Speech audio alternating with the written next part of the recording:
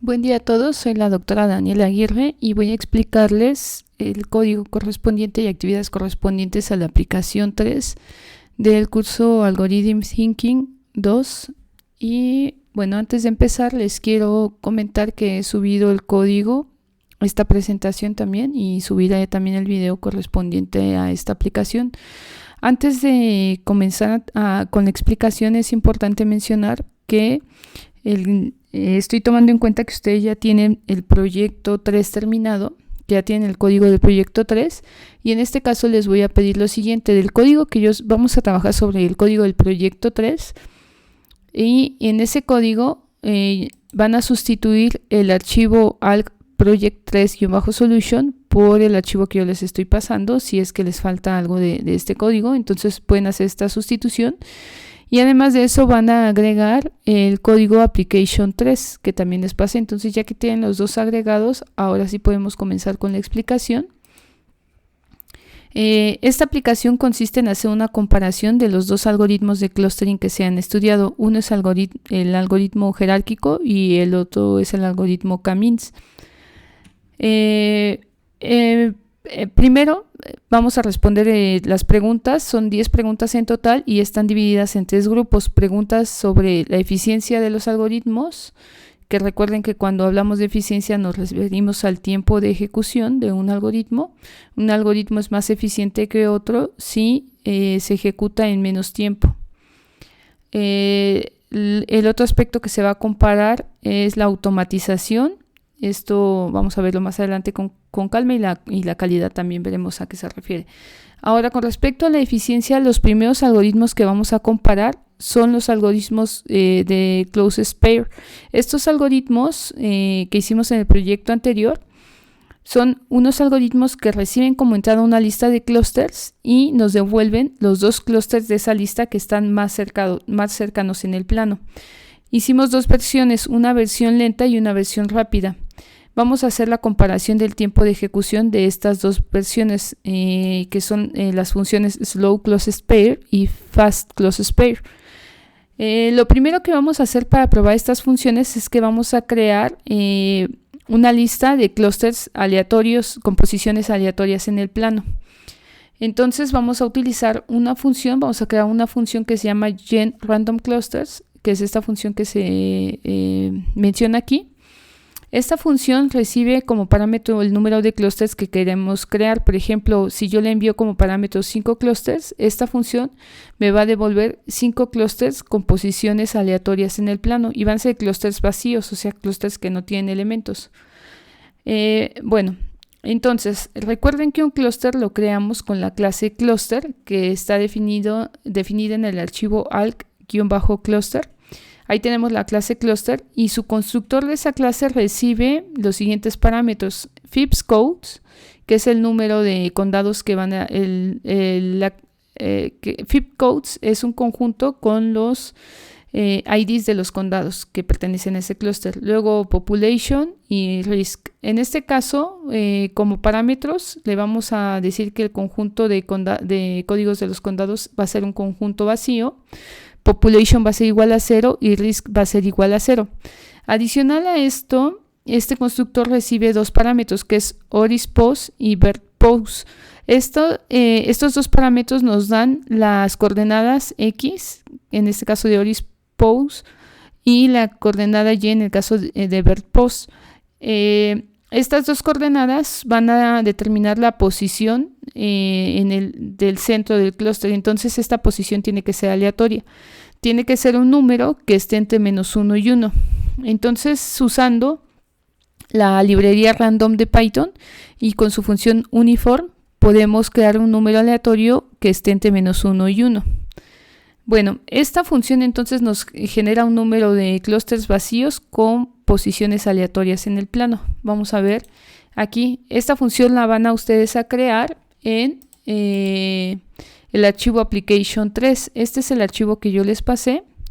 Esta es la función genRandomClusters, y fíjense, aquí les estoy pidiendo que completen esta función. Solamente se construye únicamente con esta sentencia.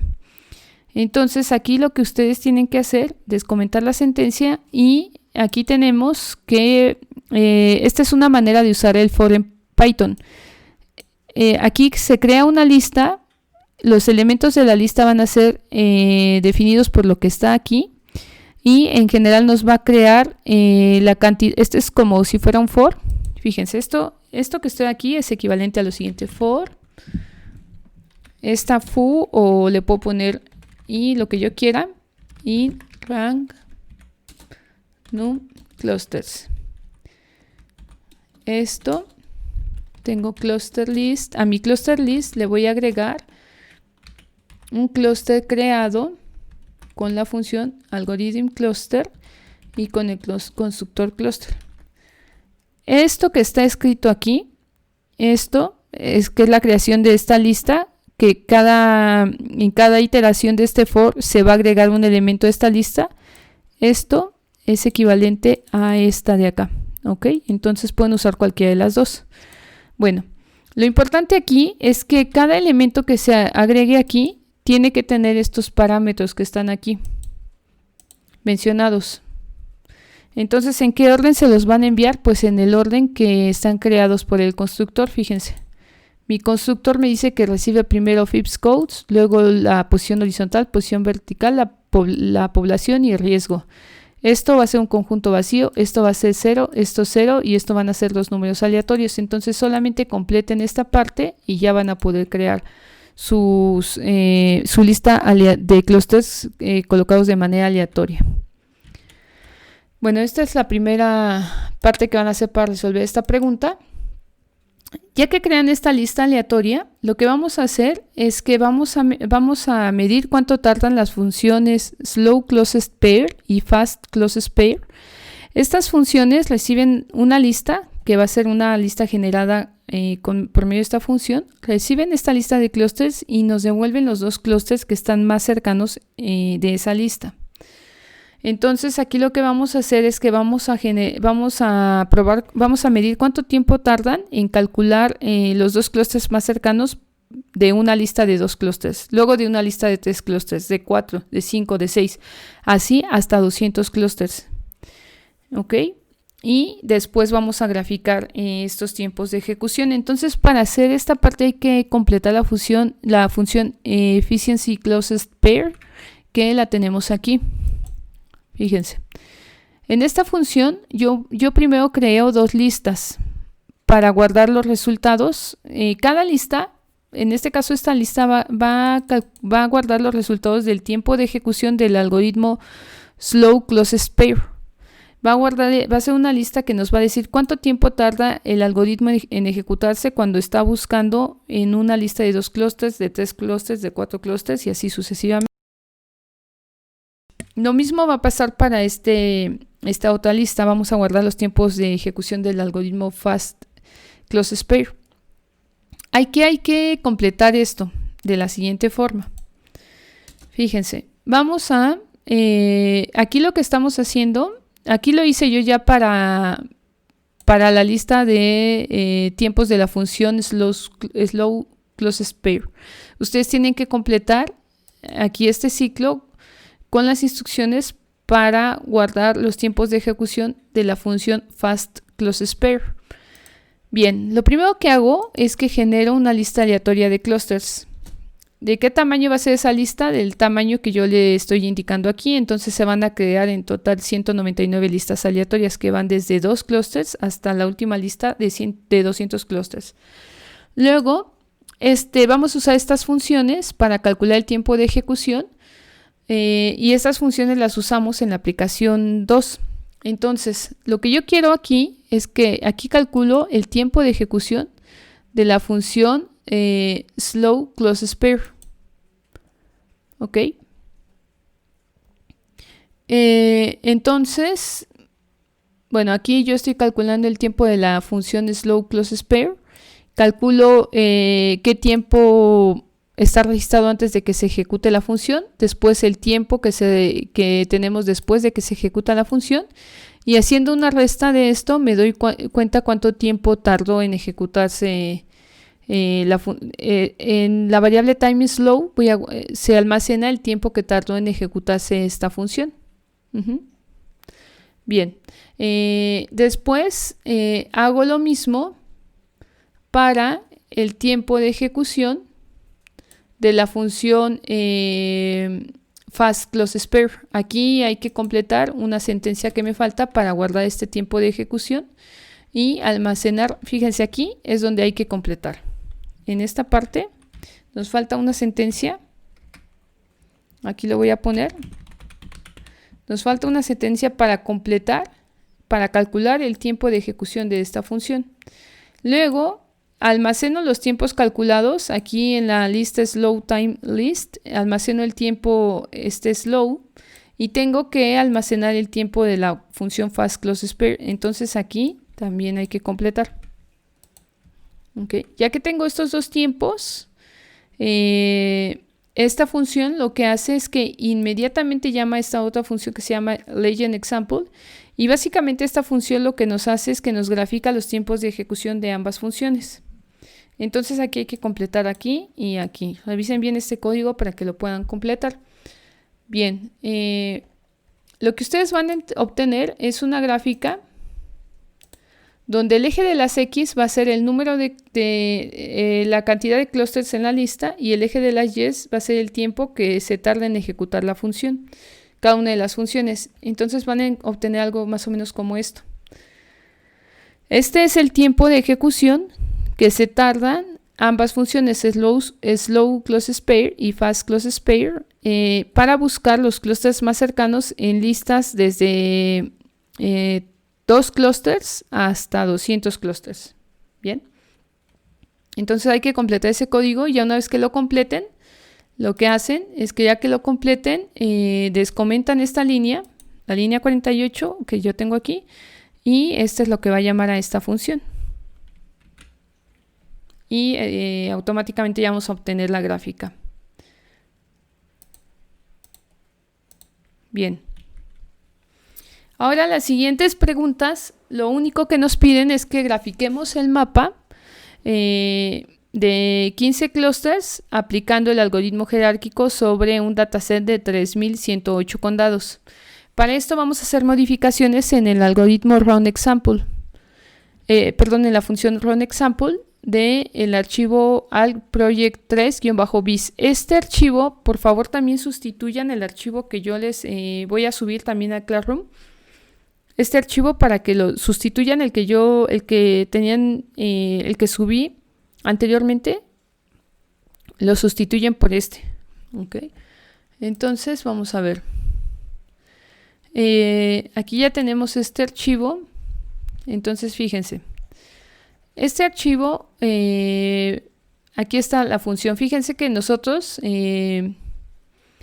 vamos a crear un conjunto de clústeres, ¿ok? Entonces, aquí tenemos distintos datasets. Tenemos un dataset donde tenemos 3108 condados, 896, 290 y 111 condados. Tal y como está ahora mismo el archivo, lo que hace es que nos crea una lista de clústeres utilizando el dataset de 111 clústeres, ¿ok? Y esta lista de clústeres la crea usando un algoritmo muy sencillo que está aquí, Sequential Clustering. ¿Ok? Este es un algoritmo de prueba. Entonces, fíjense, si yo ejecuto esta función, así tal y como está,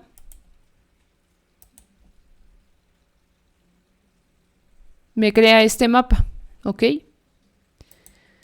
Ahora, si yo quiero, esos clusters los creo con el dataset de 111 condados. Si yo comento esto aquí, estas líneas, yo quiero ahora que me cree con el dataset de 111 condados, aquí que me cree clusters con el dataset de 111 condados como entrada, que me cree 9 clusters utilizando el algoritmo jerárquico.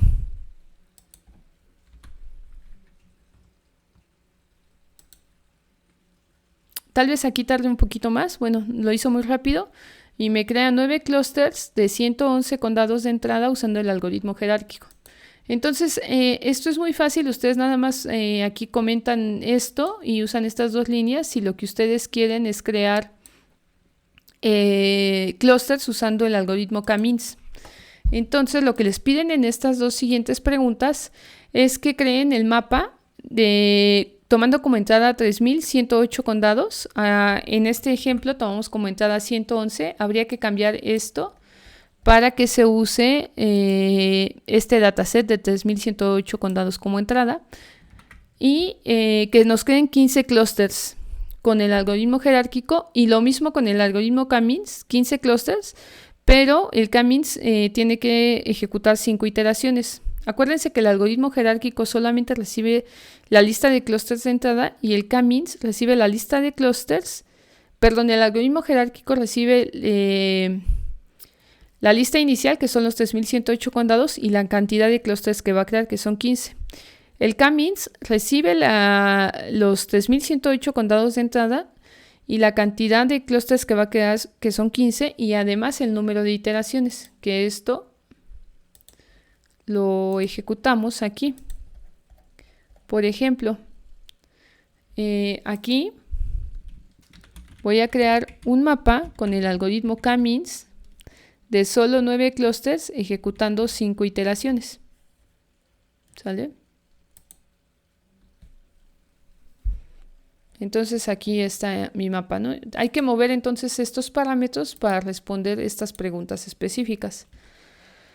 Este es un ejemplo de cómo se crean 15 clústeres con un dataset de entrada de 3108 condados, y aquí no usé ni el algoritmo jerárquico ni el K-means, sino una función muy sencilla que se llama sequential clustering, que bueno, esta función está aquí definida, no solamente se usa como un ejemplo, es esta función de aquí.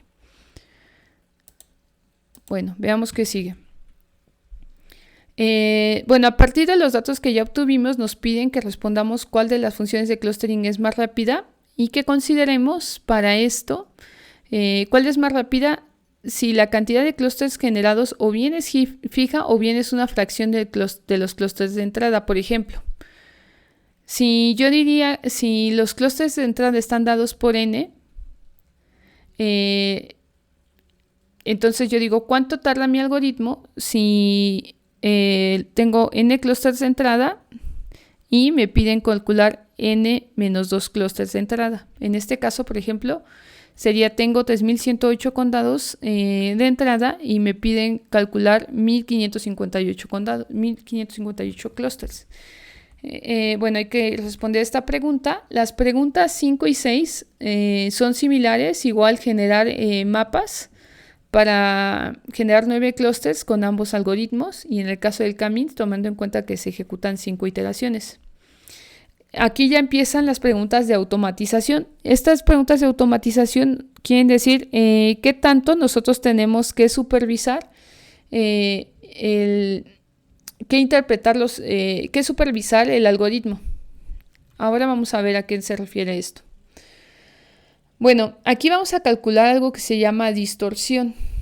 La distorsión de los clústeres. Entonces, esperen, voy a generar bueno, vamos a ver este mapa que está aquí para que expliquemos primero qué es la distorsión. Fíjense, en este mapa, los círculos negros indican el centro de cada clúster. Bueno, ¿qué es la distorsión de un clúster? Primero, para hablar de qué es la distorsión de un clúster, vamos a hablar de a qué se refiere el error de un clúster. Entonces, cada elemento de clúster tiene un error asociado. Fíjense, este elemento que está aquí lejos del centro tiene un error más grande en comparación con los elementos que están cerca del centro. De hecho, si yo tengo un elemento, un condado que está justamente en el centro del clúster, decimos que ese elemento del clúster tiene un error igual a 0. Entonces, si se dan cuenta, el error de un elemento de un clúster es proporcional a la distancia que tiene del centro. Entonces, en general, un clúster tiene un error grande cuando sus elementos están muy lejos del centro. Bueno, ¿cómo se mide el error? El error es el cuadrado de la distancia del centro hacia el elemento del clúster. Ese es el error que tenemos de cada elemento del clúster. Fíjense en estas formas de estos clústeres. Por ejemplo, este clúster verde, que lo voy a poner así. Aquí tengo un clúster verde que está así. Ese clúster tiene como que una forma de una elipse, ¿no? Tiene una forma de algo así, ¿ok? Su centro está por aquí. Entonces va a tener los clústeres, los elementos que estén por aquí van a tener un error muy grande si se dan cuenta, porque hay una gran distancia del centro hacia ellos. En cambio, los elementos que están aquí del lado izquierdo y del lado derecho van a tener un error pequeño porque están muy cerca del clúster. ¿Cómo sería? Aquí podemos preguntarnos cómo sería el error de un clúster que tiene esta forma circular. Digamos que el error estaría más repartido, ¿no? O sea, todos los elementos que están en la periferia del clúster tienen más o menos el mismo error. ¿Sale?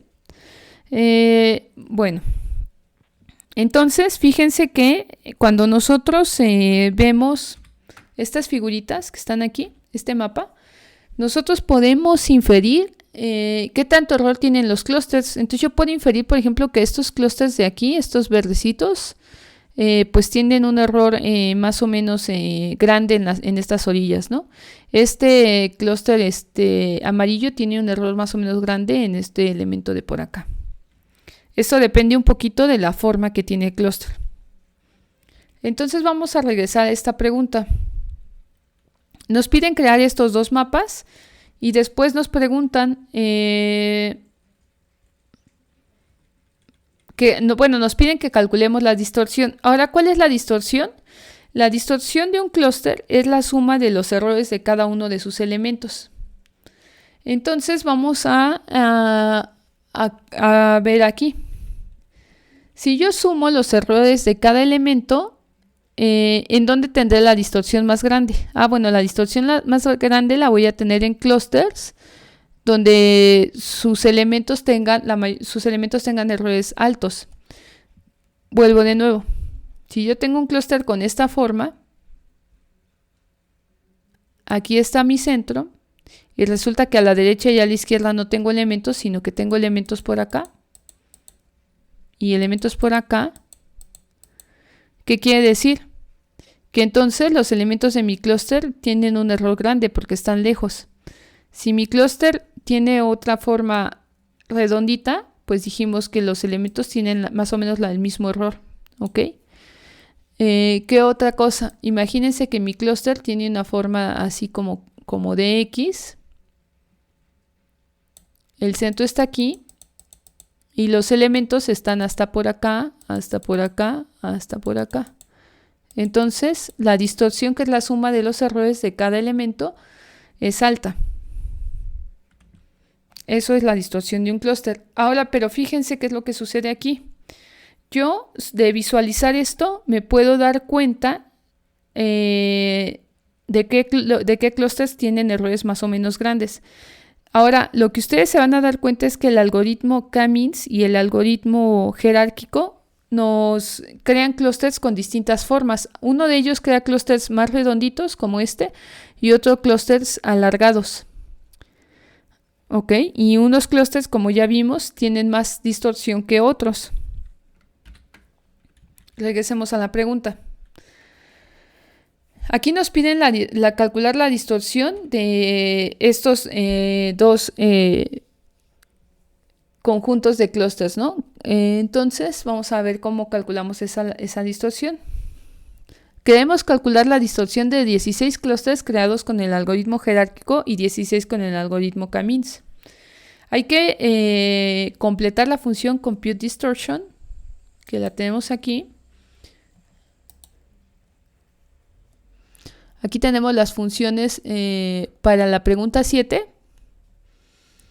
Entonces, fíjense, yo lo que agregué es esta función que se llama create cluster list, que esta función ya no hay que moverle nada, ya está completa. Esta función le damos el dataset de entrada, que va a ser el dataset de 111 condados, los que están definidos aquí atrás. ¿Ok? El dataset de 111, de 290 y de 896, etc. Entonces, aquí bueno, le damos este dataset de entrada. Perdón, es aquí. Le damos este dataset de entrada, le decimos con qué algoritmo queremos crear clusters, que en este caso puede ser el algoritmo K-means o el jerárquico, y cuántos clusters queremos crear. Esta función ya está hecha. Entonces aquí nosotros le podemos decir, para este caso, para el caso que tenemos aquí en la presentación, nosotros le decimos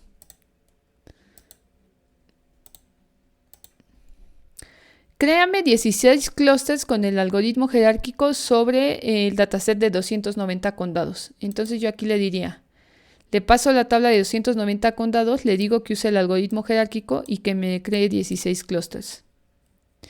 O el dataset de 296 condados, el algoritmo K-means y 16 clusters. Siempre el algoritmo K-means lo ejecutas tomando en cuenta 5 iteraciones, que es lo que nos piden en la pregunta. Lo que tenemos que calcular es esta, que es la distorsión.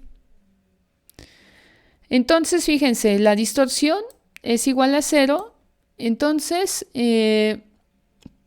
aquí le pasamos el cluster list que ya creamos aquí y el data table de entrada, ¿no? El dataset. Entonces, fíjense, la pregunta 6 se hace de la siguiente forma. La función create cluster list y la función question 7 ya están completas. Primero, obtengo el dataset, que en este caso es el dataset de 290 condados, el que tengo aquí. ¿Sale? Obtengo este dataset y aquí le estoy diciendo que me cree el cluster list. Estoy llamando esta función de aquí con este dataset y con este dataset y el algoritmo K-means que me cree 16 clusters.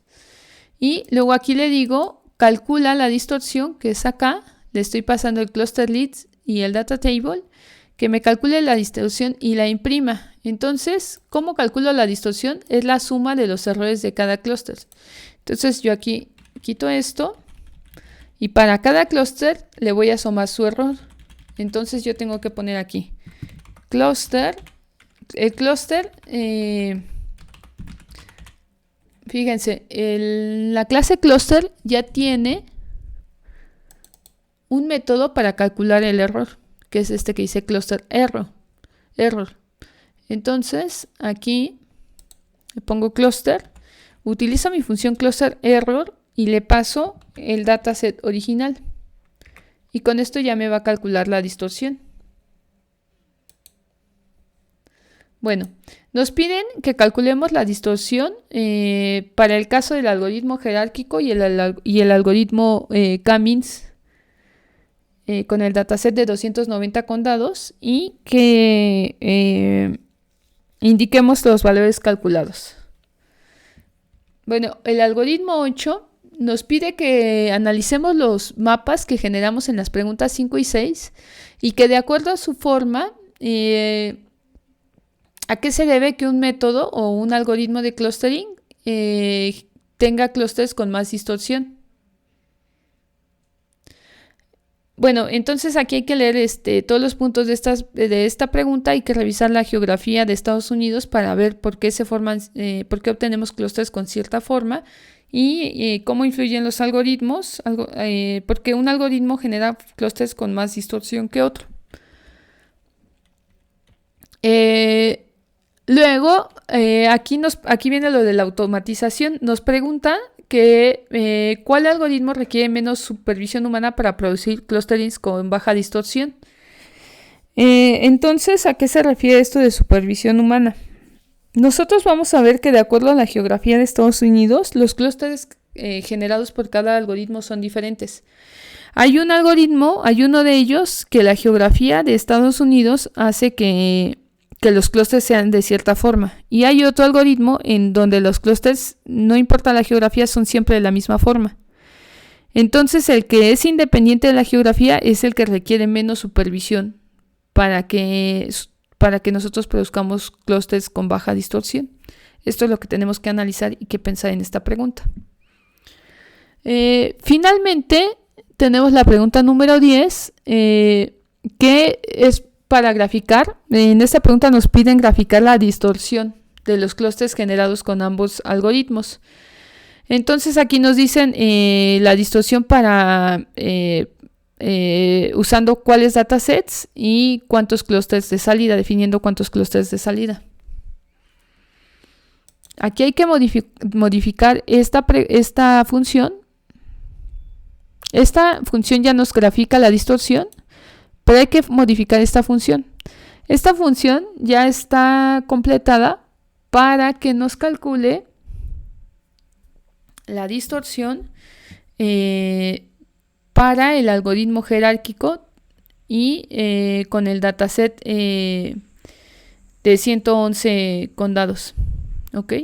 Para el algoritmo jerárquico y el algoritmo K-means para el dataset de 111 condados. Entonces voy a ejecutarlo.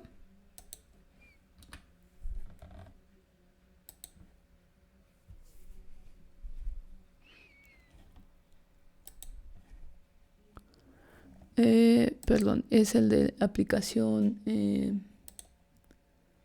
3. Bueno, vamos a ejecutar este. Es la pregunta 10. Este es el que ya está completo.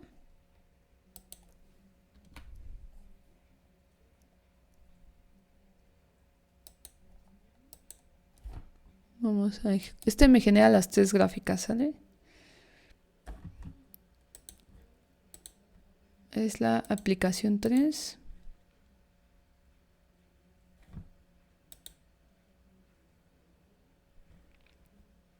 Bueno, me va a generar todas las gráficas, entonces sí le lleva algo de tiempo hacerlo. Déjenme ver si incluí una de estas gráficas aquí. Bueno, no, ahora me las genera y vamos a ver si alcanza a generar para que la puedan ver. Finalmente,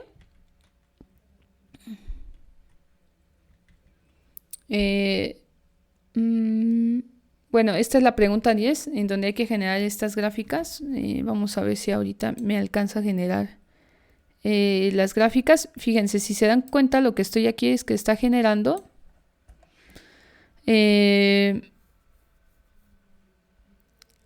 los 9 clústeres con el algoritmo K-means, 6 clústeres con el algoritmo K-means, y estos son tomando en cuenta 111, el dataset de 111. Aquí 6 clústeres con el dataset de 209 y bueno, así sucesivamente. Este código que yo les estoy pasando aquí, este código, como les había mencionado, trabaja con la entrada del dataset de 111 condados y en ambos casos, bueno, me está generando clústeres que van desde 6 hasta 20 clústeres de salida con ambos algoritmos y al final me genera la gráfica que me piden. Entonces aquí, en esta pregunta, lo que nos están pidiendo son 5 gráficas. Una gráfica para 111 condados, para el dataset de 111 condados, una para el de 290 y una para el de 896. Para cada una de estas 3 gráficas, que son de 111 condados, de 290 y de 896, va a graficar la distorsión cuando obtuvimos 6 clústeres de salida, cuando obtuvimos 6 clústeres, 7 clústeres, hasta 20 clústeres. ¿Ok? Entonces en el eje de las X vamos a tener el número de clústeres y en el eje de las Y la distorsión de esos clústeres. Finalmente, para cada uno de los gráficas que obtuvimos, vamos a analizar estas gráficas y vamos a indicar cuál de los dos algoritmos nos produce clústeres con más baja distorsión.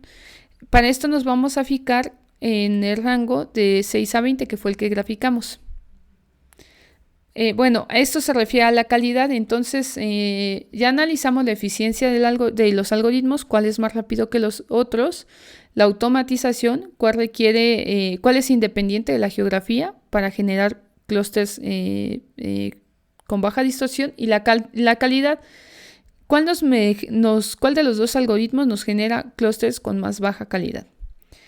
Bueno, hasta aquí sería todo. Me parece que mi programa todavía no ha terminado, pero les voy a mostrar algunas gráficas que yo ya generé al respecto. A lo mejor incluso están aquí. Tengo esta gráfica, fíjense. Es la distorsión del algoritmo jerárquico y el algoritmo K-means, la distorsión de cada uno de estos dos algoritmos. Esta gráfica es para el dataset de 111 condados de entrada. Y aquí la distorsión, cuando yo les pido que me generen 6 clústeres, fíjense que ambos algoritmos me dan una distorsión alta.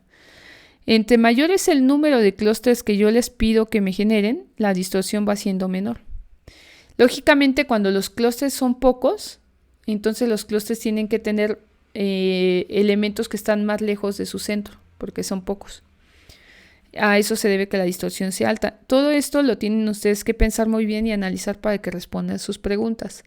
Este sería la última aplicación y proyecto del trimestre, porque ya no daría tiempo de que entreguen la aplicación y el proyecto 4, pero sí voy a subir los videos el próximo mes y les estaré avisando por correo para que ustedes puedan terminar el curso y puedan obtener su certificado. Bueno, entonces quedo pendiente de sus dudas y sería todo. Gracias.